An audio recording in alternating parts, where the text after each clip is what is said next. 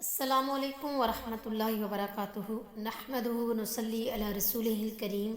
اما بعد فاعوذ باللہ السمیع العلیم من الشیطان الرجیم ربی اشرح لی صدری ویسر لی امری واحلل عقدۃ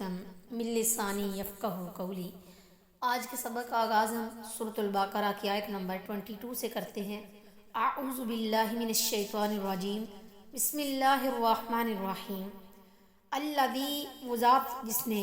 جعل بنایا لکم الارض تمہارے لیے زمین، فراشم فرش، والسماء اور آسمان کو، بناء چھت، وانزل اور اتارا، من السماء آسمان سے، ماء پانی، فاخرج پھر نکالے، بھی اس کے ذریعے، من الثمرات پھلوں سے، رزقا لکم رزق تمہارے لیے، فلا تجعلوا سو نہ ٹھہراؤ، للہ اللہ کے لیے، اندادن کوئی شریک، وانتم اور جب کہ تم، تعلمون جانتے ہو۔ جس نے تمہارے لیے زمین کو ایک بچھونا اور آسمان کو ایک چھت بنایا، اور آسمان سے کچھ پانی اتارا، پھر اس کے ساتھ کئی طرح کے پھل تمہاری روزی کے لیے پیدا کیے،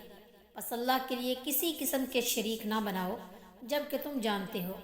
یعنی تمہیں اور تمہارے باپ دادا کو پیدا کرنے کے بعد تمہاری ضروریات کے لیے تمہیں کسی دوسری ہستی کا سپرد نہیں کر دیا، بلکہ ہر چیز کا بندوبست خود فرمایا ہے۔ زمین کو تمہارے لیے بچھونا بنایا، آسمان کو چھت بنایا، پھر آسمان سے پانی اتار کر تمہاری روزی کے لیے مختلف انواع کے پھل پیدا کیے۔ جب تم یہ سب کچھ جانتے ہو تو لازم ہے کہ اللہ کے لیے کسی قسم کے شریک نہ بناؤ، یا پھر اس کی زمین سے نکل جاؤ اور اپنے کسی داتا یا دستگیر کی بنائی ہوئی زمین کے اوپر اور اس کے بنائے ہوئے آسمان کے نیچے رہو اور اسی کا پیدا کیا ہوا رزق کھاؤ۔